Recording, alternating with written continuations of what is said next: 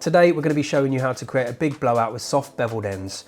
To achieve this look, we'll be using a full pack of Cliphair's seamless clip-in hair extensions in the shade Dark Auburn. Start with towel dried hair, and to brush and detangle the hair through thoroughly, add a product of your own choice with some hold like a blow dry balm and spritz it evenly onto damp hair. I like to supplement with Cliphair's moisturising silky spray.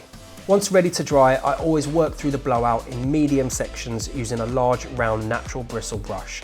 Remember to create height around the crown area too. Now for the application.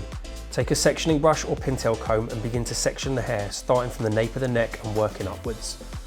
I like to back comb the hair at the root to keep your clip-ins more secure, before gently clipping them in piece by piece. Once your extensions are clipped in, take a heated styling tool of your choice.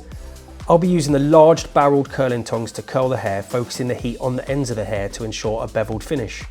Wrap the hair around the fingers, mimicking the shape of a hair roller. Repeat this with around 8 to 10 sections of the hair, delicately pinning each section to keep the curl in place.